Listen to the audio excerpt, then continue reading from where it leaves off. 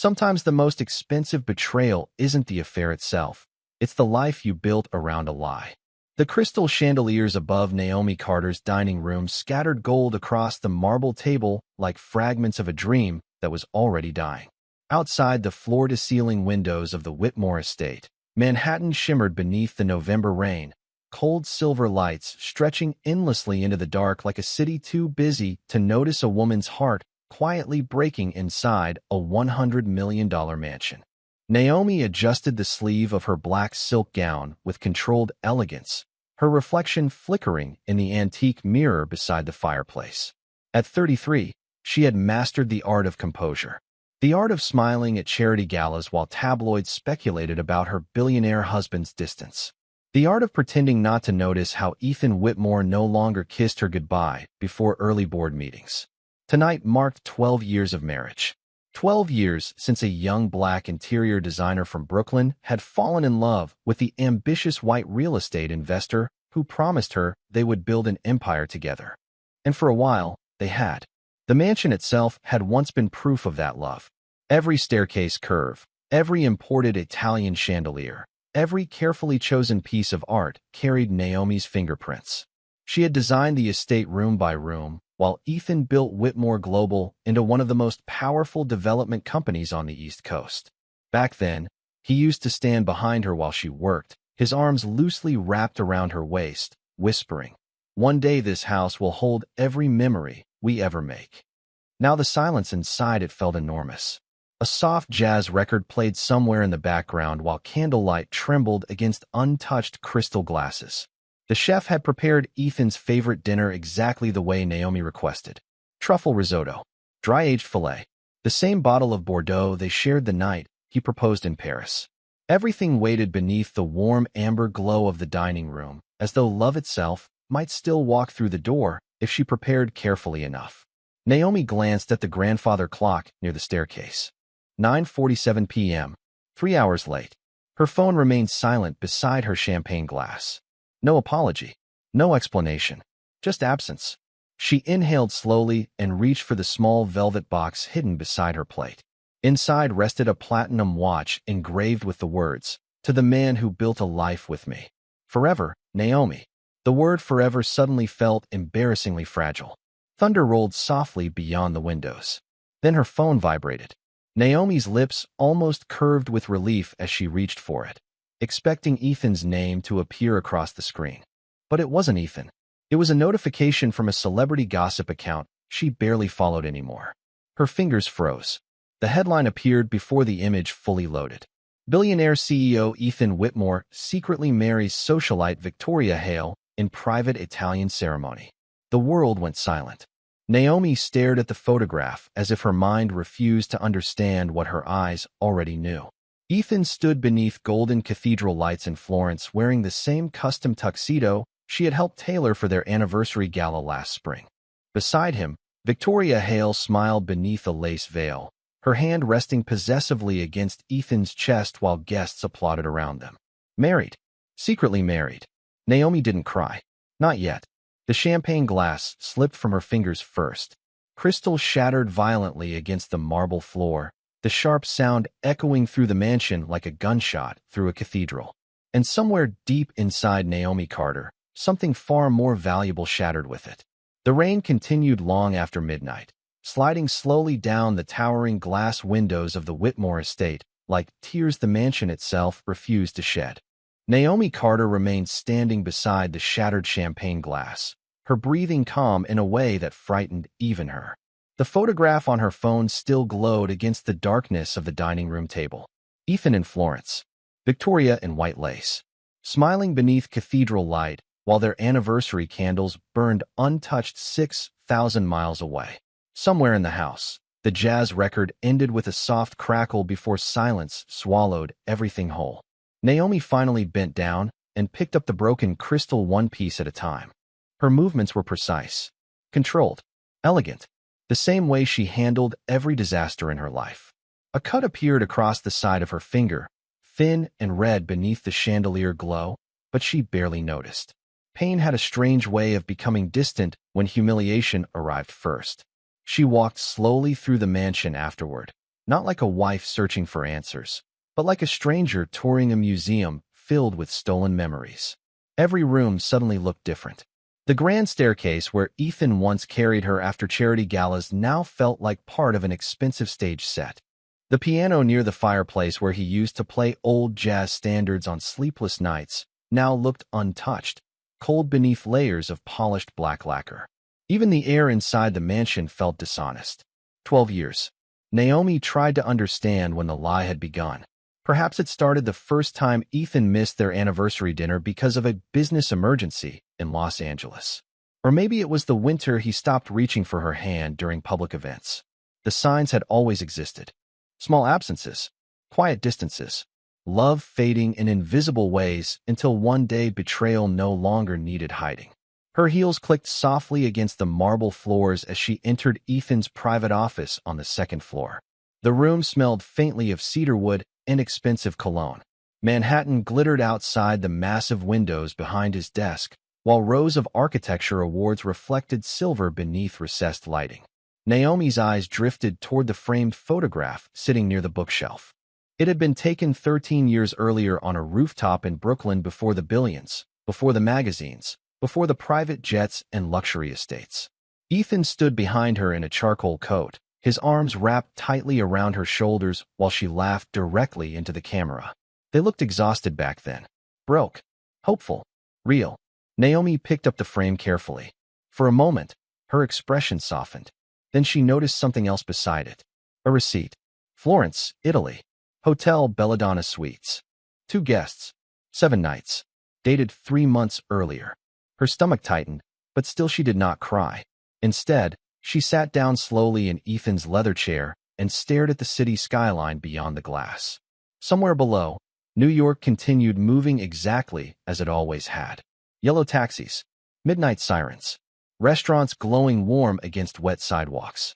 Millions of people falling in love, while others quietly discovered they never truly had been.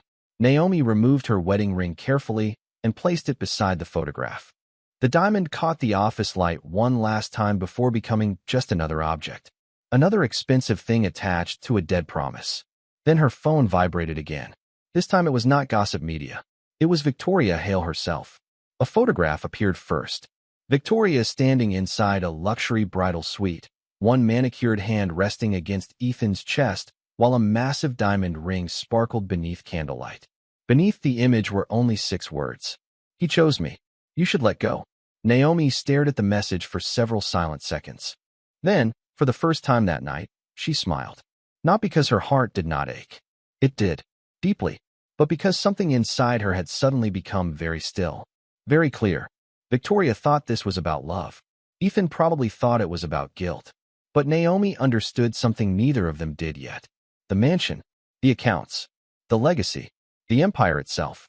Legally, almost all of it belonged to her. By sunrise, the Whitmore estate no longer felt like a home. It felt like evidence. Pale morning light spilled across the marble floors while Naomi Carter stood alone in the kitchen wearing a cream cashmere robe, her untouched coffee growing cold beside the window. The city outside looked washed in silver beneath low winter clouds, elegant and indifferent at the same time. For years, Naomi had believed wealth protected people from humiliation. Now she understood the opposite was often true. Rich people simply suffered in larger rooms with better lighting. Her phone had not stopped vibrating since dawn. Gossip blogs, society pages, private messages from women pretending to offer sympathy while searching for details.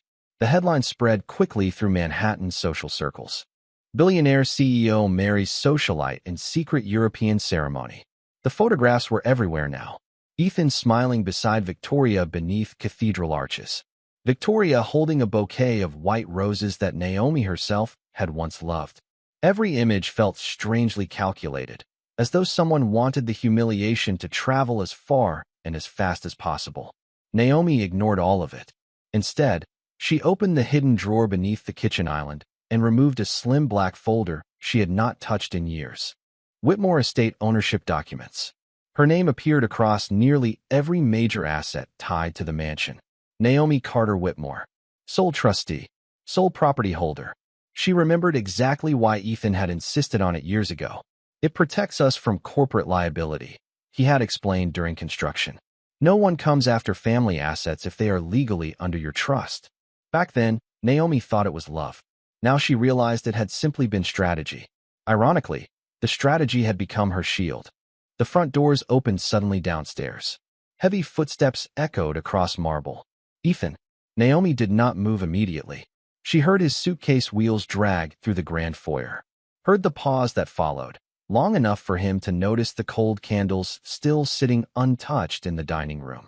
Long enough to see the shattered crystal had already been cleaned away. Then his voice came low and cautious from the entrance hall. Naomi. She closed the folder carefully before walking toward the staircase with measured calm. Ethan Whitmore stood beneath the massive chandelier, wearing a charcoal overcoat dusted with rain. He looked exhausted. His dark blonde hair was slightly disheveled, his jaw tense beneath the weight of sleeplessness and public scandal. For a brief second, his eyes softened with relief at the sight of her. Naomi, I can explain. She descended the staircase slowly, one hand brushing lightly against the black iron railing. Every movement controlled. Elegant. Untouchable. Ethan stepped closer. What happened in Italy was complicated. Naomi almost smiled at the absurdity of the sentence. Complicated. As though secret marriages happened accidentally between business meetings and private flights. Her gaze drifted toward the wedding band still on his finger. The same hand that once held hers while promising forever beside the Brooklyn Bridge at midnight. How long? She asked quietly. Ethan inhaled sharply. It was not supposed to happen like this. That is not what I asked. The silence stretched painfully between them. Rain tapped softly against the towering windows, while somewhere above them, the second-floor piano room remained dark and still. Ethan finally looked away first. 3 years. Naomi nodded once. No tears. No screaming. Just confirmation. 3 years of lies hidden inside 12 years of marriage. 3 years of business trips, late meetings, charity appearances, and carefully rehearsed affection. Ethan reached toward her carefully, as though approaching something fragile. Naomi, listen to me. Victoria does not mean what you think she means. That finally made her laugh softly. Not with humor. With disbelief. You flew across the Atlantic Ocean to marry her beneath cathedral light, she said calmly. I think that means exactly what it looks like. Ethan's expression darkened with frustration. This is bigger than feelings. There are investors involved. Public image. Family pressure. You do not understand how complicated my world has become. Naomi stared at him for several long seconds before answering. No, Ethan. I understand perfectly now. Then her eyes drifted upward toward the chandelier, hanging above them like frozen gold. You built your empire so carefully that you forgot who built the home underneath it. And for the first time since Ethan Whitmore entered the mansion that morning, he looked afraid. The mansion grew quieter over the next 48 hours. But it was not the peaceful kind of quiet. It was the kind that settles over places moments before collapse. Naomi Carter moved through the estate like a woman attending the funeral of a life she no longer recognized. Outside, Manhattan entered December beneath pale gray skies and freezing rain, while reporters gathered beyond the iron gates hoping for photographs of America's newest billionaire scandal. Inside, the warmth had vanished from the Whitmore home completely. Ethan spent most of his time locked inside his office downstairs taking endless calls from investors, attorneys, and publicists trying to contain the damage spreading through financial media. Naomi heard fragments whenever she passed the corridor. Temporary narrative control. Shareholder confidence. Public perception. Not once did she hear the word marriage. Not once did she hear love. On the third morning after Ethan returned from Italy, Naomi entered the breakfast room wearing a fitted ivory sweater and tailored black trousers, her dark curls pulled neatly over one shoulder. Sunlight spilled softly across the table, illuminating untouched pastries and silver coffee service prepared by staff who avoided eye contact now, uncertain which version of their employers still existed. Ethan looked up from his phone the moment she entered. His face appeared sharper than usual, exhaustion hollowing the space beneath his eyes. We need to make a statement, he said immediately. Naomi poured coffee into her cup without responding. The board thinks it is best if we present this as a misunderstanding before the market opens Monday. She stirred cream slowly into the dark liquid. A misunderstanding. Ethan leaned forward. Naomi, listen to me carefully. If this turns into a public divorce war, It damages everyone, including you. That made her pause, not because she felt threatened, because she realized Ethan still believed she was thinking emotionally while he alone remained strategic. He still underestimated her. Naomi lifted the porcelain cup carefully. "Do you know what the saddest part of all this is?" she asked quietly. Ethan exhaled impatiently. "Please do not do this. You still think this conversation is about protecting money." The silence tightened between them. Somewhere deeper inside the estate, staff quietly prepared rooms for Victoria Hale's arrival later that afternoon. Naomi had overheard the conversation the previous evening. Ethan never told her directly. Perhaps cowardice had finally replaced arrogance. Ethan rubbed a hand across his jaw before lowering his voice. "Victoria's staying here is temporary." Naomi almost admired the audacity of the sentence. Almost. Temporary, she repeated softly while looking out toward the snow beginning to fall beyond the windows. "Like your loyalty." Ethan's expression hardened. "I am trying to fix this." "No," Naomi replied calmly. "You are trying to survive it." That landed harder than shouting ever could have. Ethan stood abruptly from the table, frustration flickering beneath his carefully controlled exterior. "You think this is easy for me?" he asked. "Everything I built is under attack right now." Naomi finally looked directly at him then. Really looked at him. The expensive watch. The tailored navy cashmere coat hanging beside the doorway. The billionaire who once promised her peace while slowly replacing it with performance. "That is the difference between us, Ethan," she said quietly. "When I loved you, I built a home. When you loved yourself, you built an empire." His jaw tightened, but before he could answer, the sound of tires crunching against snow echoed from the circular driveway outside. Naomi turned toward the windows. A sleek white Bentley slowly approached the front entrance beneath falling snowflakes. Victoria Hale stepped out moments later wrapped in an oversized cream fur coat, diamond earrings catching the winter light, while photographers exploded behind the security gates beyond the property. Naomi watched silently as Victoria smiled toward the cameras before glancing up at the mansion with visible satisfaction, like a woman arriving to claim a trophy she believed she had earned. Ethan moved instinctively toward the front hall. Naomi remained perfectly still beside the breakfast table. Then she reached calmly into her pocket and pressed send on a text message she had prepared an hour earlier. 3 simple words to a private forensic attorney in Manhattan. "Begin the transfer process." Upstairs, hidden inside a locked drawer in Naomi's dressing room, sat the original ownership files to the Whitmore estate. And downstairs, walking confidently through the front doors beneath crystal chandeliers, Victoria Hale still had absolutely no idea the mansion no longer belonged to Ethan Whitmore at all. Snow-covered Manhattan in quiet white layers the morning the Whitmore estate stopped belonging to the Whitmores. Naomi Carter stood inside the glass sunroom overlooking the frozen garden courtyard, her fingers resting lightly around a porcelain espresso cup while the city disappeared beneath drifting winter fog beyond the property gates. The mansion felt different now, lighter somehow, as though the walls themselves had finally grown tired of protecting lies. Upstairs, Victoria Hale spent the morning redecorating Ethan's bedroom suite, as if replacing Naomi's photographs with fashion magazines and white orchids could erase 12 years of another woman's existence. Staff moved silently through the hallways carrying garment bags, floral arrangements, and expensive luggage while pretending not to notice the humiliation unfolding inside one of Manhattan's most photographed homes. Naomi noticed everything. The whispers, the pity, the discomfort in the eyes of longtime employees who had watched her build this estate from architectural sketches and unfinished concrete. Yet none of it touched her anymore. Grief had slowly transformed into clarity, and clarity was dangerous. Around 11:30, Naomi's private attorney arrived through the side entrance carrying a slim leather portfolio beneath his coat. Daniel Reeves had represented old money families in Manhattan for over 20 years, and even he seemed stunned by the legal position Naomi quietly held.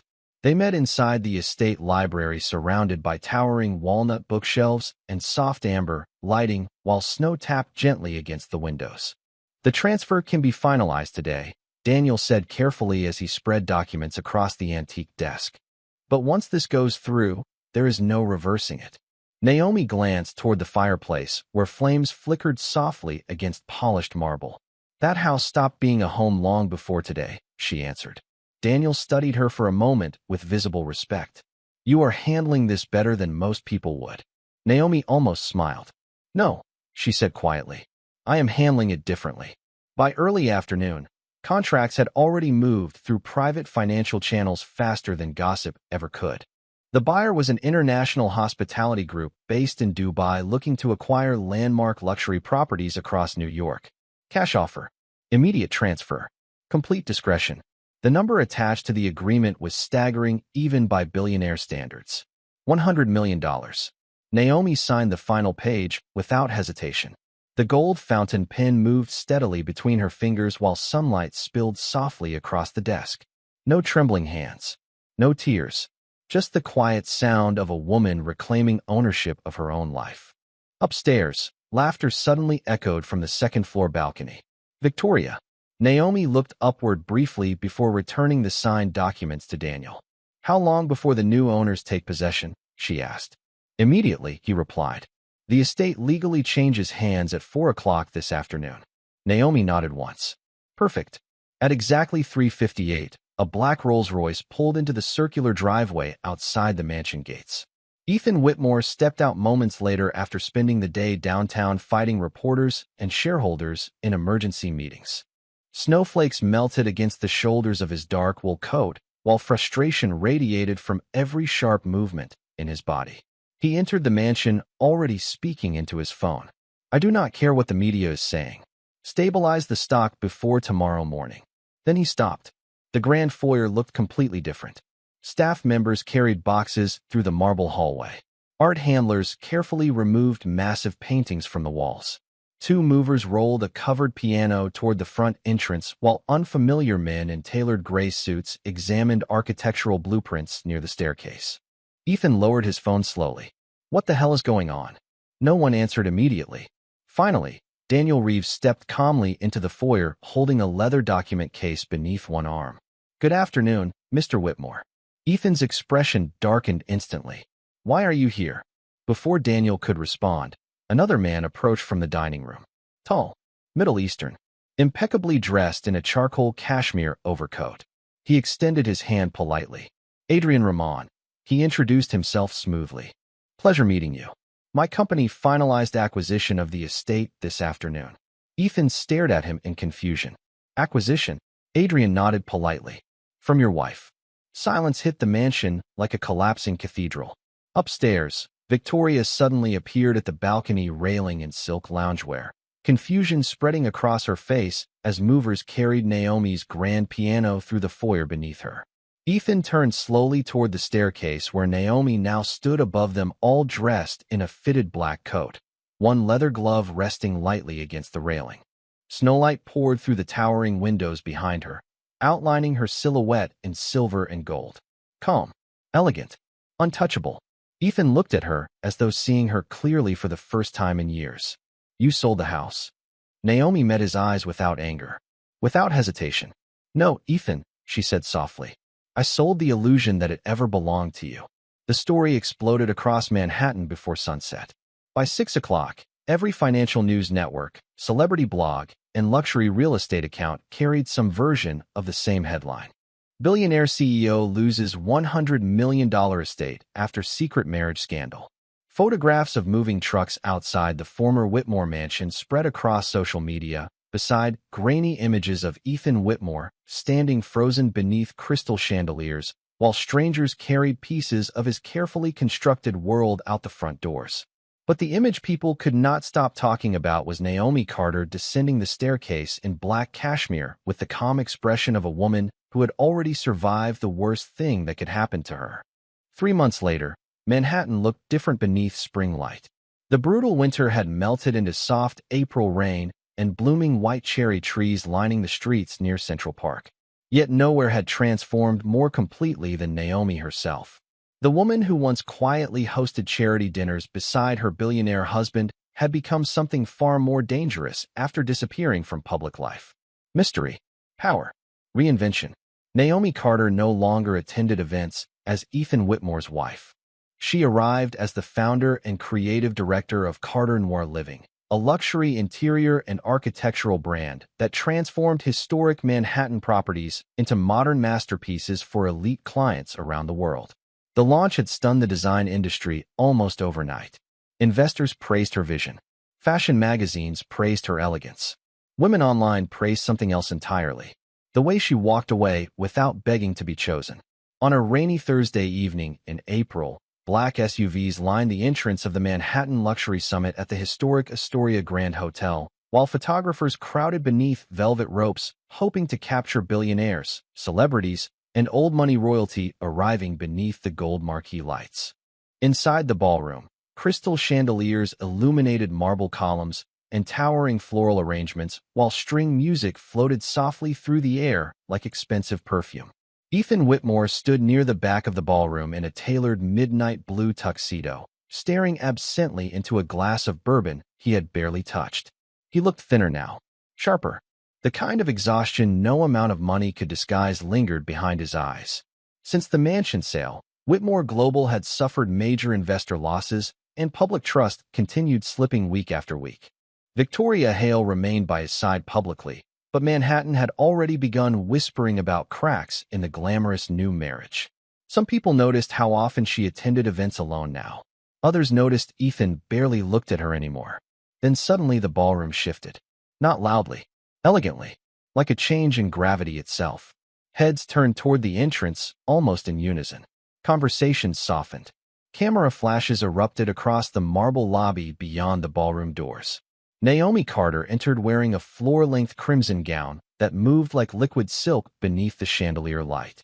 Black diamonds rested against the deep brown glow of her skin, while her curls framed her face with effortless sophistication.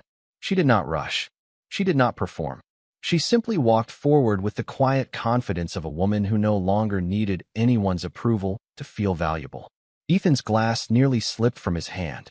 For one suspended moment, the ballroom disappeared around him completely. All he could see was her. Naomi paused briefly near the staircase while reporters called her name from every direction. "Miss Carter, over here." "Naomi, how does it feel becoming the most talked-about woman in Manhattan? Is Carter Noir Living planning international expansion?"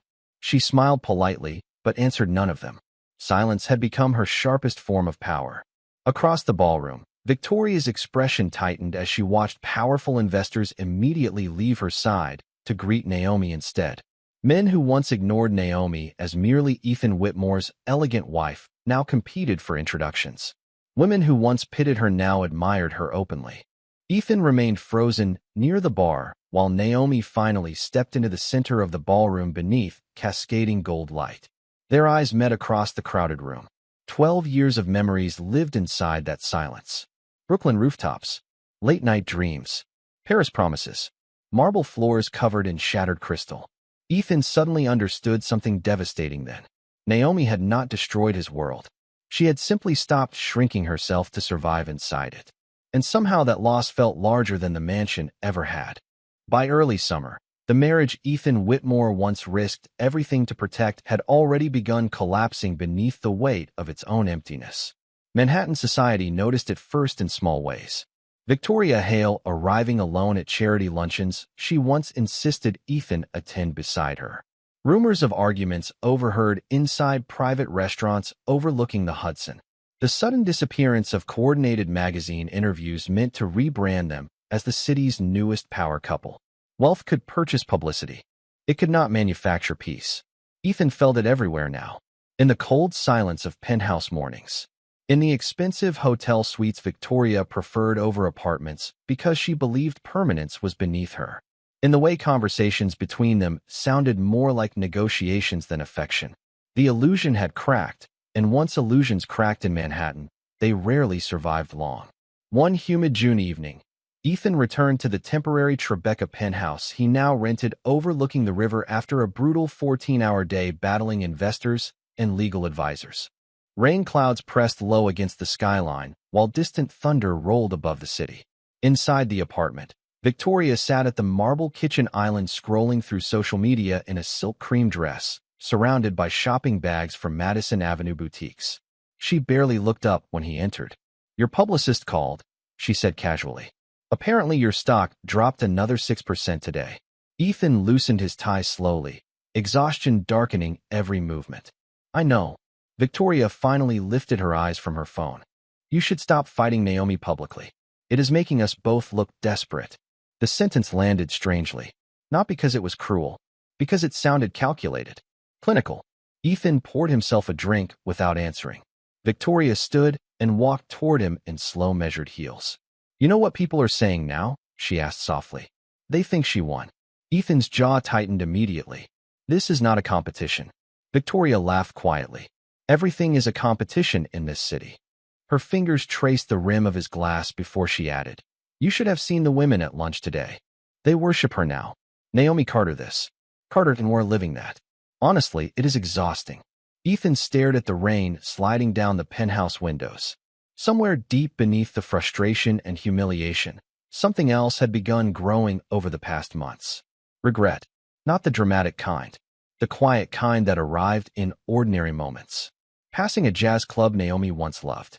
Seeing a woman in a crimson dress crossing Park Avenue. Hearing old Frank Sinatra records inside black car services late at night. Small reminders that the woman he betrayed had once been the safest part of his life. Victoria stepped closer behind him. You cannot keep looking at her like that every time she enters a room, she said quietly. Ethan turned slowly. Like what? Like you lost something irreplaceable. Silence spread between them. Victoria folded her arms. Tell me the truth for once, Ethan. If Naomi called tomorrow and asked you to come back, would you? He opened his mouth immediately, then stopped. And in that hesitation, Victoria finally received the answer she feared most. Her expression hardened beneath the soft penthouse lighting. Unbelievable, she whispered. Ethan looked away first. That night, long after Victoria disappeared into the bedroom suite in cold silence, Ethan remained alone near the floor-to-ceiling windows overlooking Lower Manhattan. Rain painted silver streaks against the glass while the city glowed beneath him like a kingdom built entirely from ambition and loneliness. His phone rested untouched beside the bourbon glass in his hand. Across the screen was a photograph from 13 years earlier. Naomi had once texted him during the early days of Whitmore Global. They stood inside an unfinished Brooklyn warehouse covered in dust and architectural plans, smiling beside folding tables and cheap takeout coffee. Before investors, before tabloids, before greed disguised itself as success. Ethan stared at Naomi's face in the photograph for a long time. Then another memory surfaced unexpectedly. The night he bought her first designer gown after Whitmore Global landed its breakthrough contract. Naomi had stood in front of the mirror, quietly smoothing the fabric before whispering, Promise me we never become people who value appearances more than peace. Back then, he kissed her forehead and said they never would. Ethan closed his eyes slowly as thunder rolled over Manhattan once more. Somewhere between becoming powerful and becoming admired, he had lost the woman who once made success feel meaningful instead of empty. And for the first time in years, Ethan Whitmore understood something terrifying. Naomi had not taken revenge on him. She had simply learned how to live beautifully without him. September arrived wrapped in golden light and cool evening air, turning Manhattan into a city that looked almost gentle from a distance. The rooftop gala at the Aurora Tower Hotel glittered above Fifth Avenue like a private constellation reserved for people wealthy enough to mistake luxury for immortality. Crystal candle lanterns flickered beside rooftop gardens while a live jazz trio played softly beneath the stars. New York's elite moved through the evening wrapped in couture gowns, black tuxedos, and carefully rehearsed confidence. But despite the billionaires, politicians, and celebrities surrounding the rooftop ballroom that night, everyone seemed aware of only two people in the room. Naomi Carter stood near the edge of the terrace overlooking the skyline in a fitted black velvet gown that shimmered subtly beneath the city lights. Her dark curls rested elegantly against one shoulder, while silver earrings caught the glow of Manhattan beneath her. There was no desperation left in her anymore. No need to prove survival. She looked like peace disguised as power. Across the rooftop, Ethan Whitmore watched her in silence for nearly 10 minutes before finally gathering the courage to approach. The past few months had stripped something from him. Arrogance perhaps, or illusion.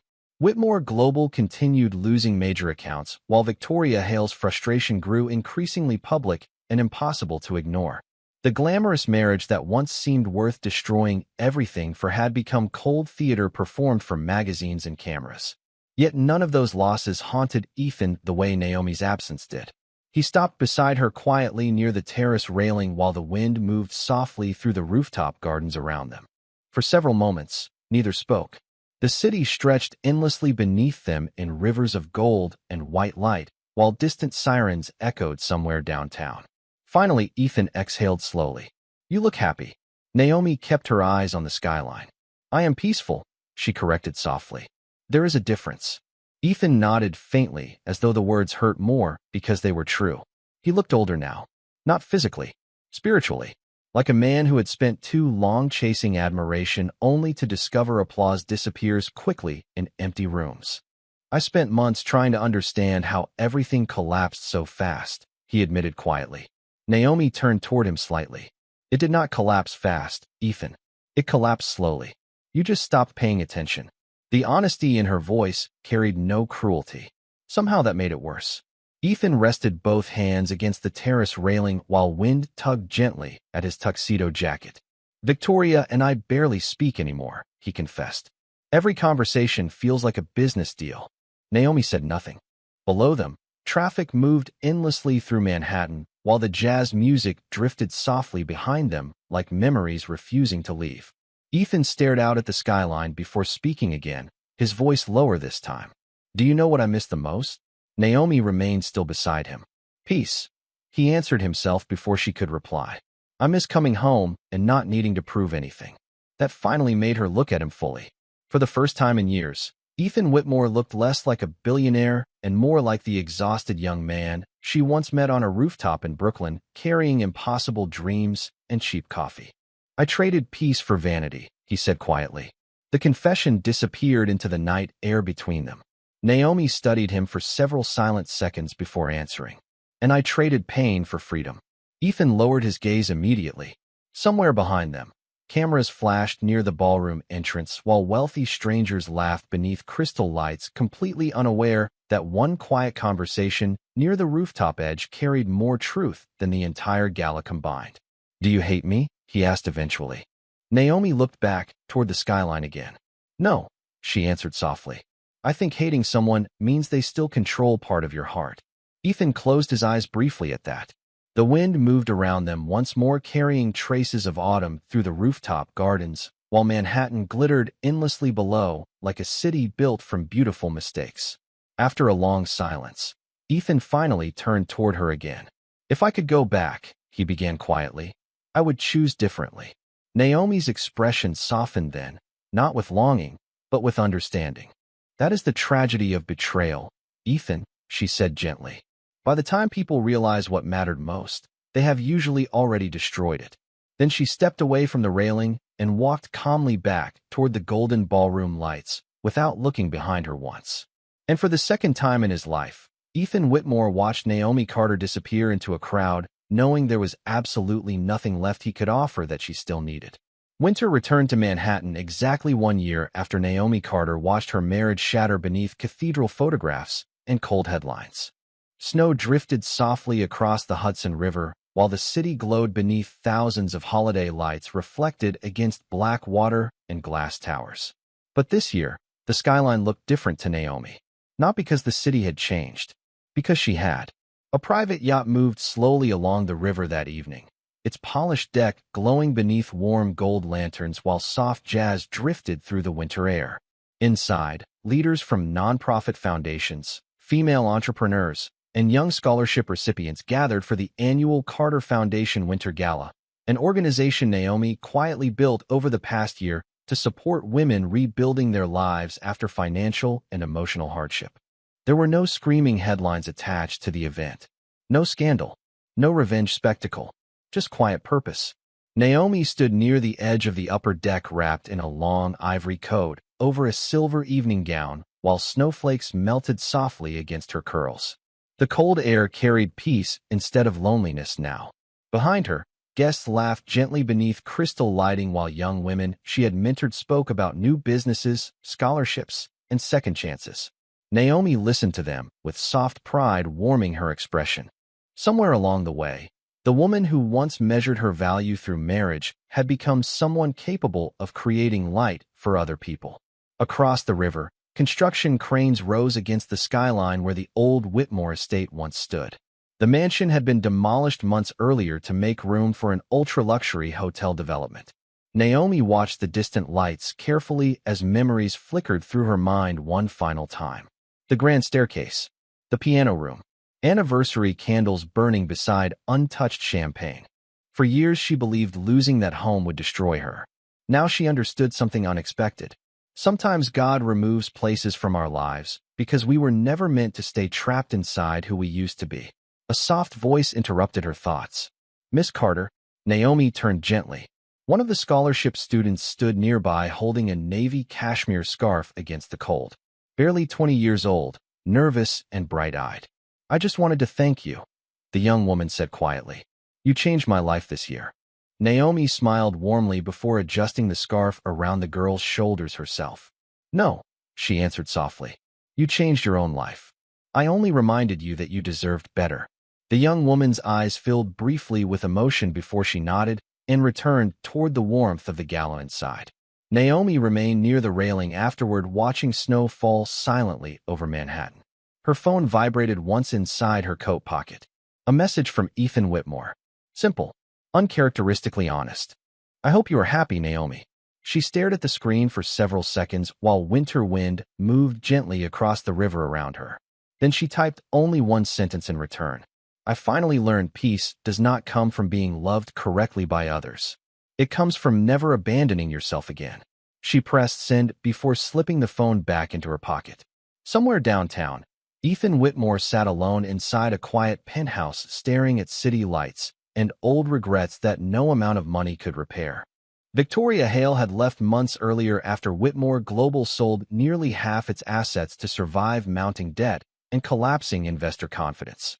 The empire still existed, but smaller now, quieter, like a kingdom finally discovering the cost of vanity. And yet Naomi felt no satisfaction imagining his loneliness. Revenge had stopped mattering a long time ago, because in the end, this story was never truly about Ethan losing a mansion. It was about Naomi Carter refusing to lose herself. The yacht continued gliding across dark winter water beneath the glittering skyline, while jazz music floated softly into the night. Naomi closed her eyes briefly, breathing in the cold December air as snow settled against the city around her like forgiveness. Then she smiled quietly toward the future waiting ahead of her. Not broken, not bitter, reborn.